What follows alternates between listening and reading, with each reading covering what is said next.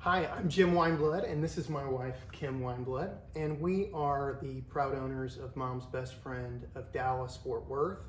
And we're just really thankful to have an opportunity to have a conversation today and share some of our life story and the genesis of our family enterprise, from its humble beginnings, very humble beginnings, to what has become really an awesome kind of movement with families and even with businesses as well now, doing backup care and all sorts of things, senior care. It's really expanded and grown, and there's an energy and a power to it which is far more than we could have ever dreamed of or hoped for.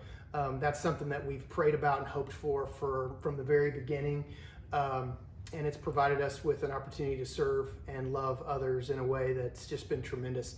So thank you for the opportunity to chat. And I don't know, Kim, do you want to talk just briefly about sort of the beginnings Sure. and how it all came about? Sure. In just a few weeks, it'll be 20 years. So it was July of 2000.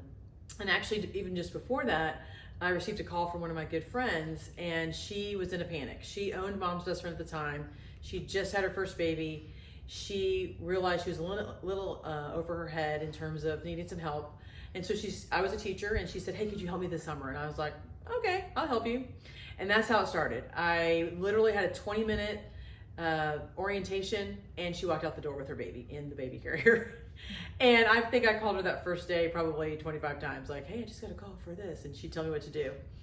And that sort of progressed, and as the summer went on, she decided, I really just need to sell this. I can't handle it with the new baby and with just our family life, what's going on. So I thought, gosh, should I do this? And Jim and I were dating at the time. He's a big business guy, entrepreneur, and I said, "What do you think?" He's like, "You should totally do this. We should do this. This would be great for our family." And we knew we were going to get married at that point, so we were sort of talking along those lines. And at the time, I was teaching and coaching, and I had one of my athletes' dads was a CPA, and I said, "Could you help me decide if this is a good thing to do?" And he said, "Sure, come to my office." And I came, and he told me to bring the P&L. I did not know what a P&L was. I brought these papers, like, "Here, help me understand this." And he said, "This is actually a really good opportunity. It's very low risk. It looks like it's really a nice little company." And so we prayed about it and we thought about it. And the goal at the time was to just be able to replace my teacher income when we would have a family. So bought it in 2000, in July 2000. We got married in October of 2001. And I kept teaching until May, that end of that year of 2003. And that's exactly what it did. We inherited one employee at the time, and then we just kept kind of rolling along. And then I had a baby. We got married first, had a baby. I should probably say that's probably can we edit that part? Got married, had a baby. 18 months after we got married, and then I stopped teaching. And so this really was kind of what we used to replace that income. And that was 20 years ago, and just continued to grow. And we saw huge growth in 2004, and then along the way, it's just continued to grow. So it's just been a huge blessing for our family. And we love it because it's a service business. We're service-hearted people, and we love helping families. And we've had our own short-term, long-term, part-time nannies in our house, and we've loved it, and we know that it really is a great service for others. Yeah.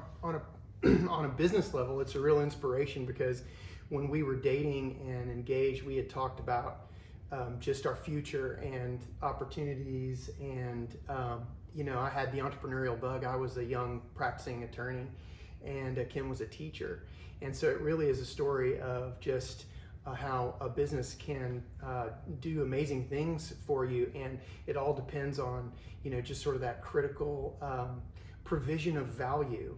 And Mom's Best Friend is a brand, and what we were doing, connecting with families, it just really worked, and it connected, and we were transmitting enough value that people really, really valued it. So Kim was a superstar overnight, and I was just trying not to mess it all up. And so, but we grew it, and God just really blessed it. One of the things I was going to say is that I had always babysat from, when I was little. I mean, I think I was 8 when I had my first babysitting job, which I still am kind of wondering why someone did that. It was my neighbor. But I had always been in this kind of world in terms of childcare, and I was even a nanny manager up through grad school.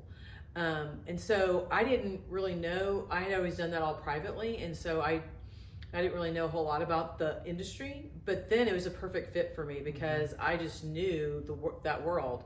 And it was actually kind of a perfect match for me. And when I saw it, I knew that I'd always wanted to own businesses. And so this was just something that made a lot of sense, and we'd see where it went. It was a real fit for us. So the thing about it is that we're on a mission, and we love to live that mission out, and this has provided just an incredible avenue for that. Mom's Best Friend's mission is to glorify God by providing the most reliable source of care in the world. So we are focused on care at an exceptional, extraordinary, world-class level. Our values are to love one another, to be excellent, and to take action. So very simple, 3 clear motives there. And it starts with love. And so, in our own life, we've just experienced that all the great values come first from love. And so we can find our way to success through that. But then we really just coach ourselves and our team, and we just pull arms together, lock arms together, and say, we're going to be excellent. We're going to go above and beyond, and we're going to take the initiative, and we're going to really be there when it counts the most. So I think that's the goal for us, and we try to live that every day.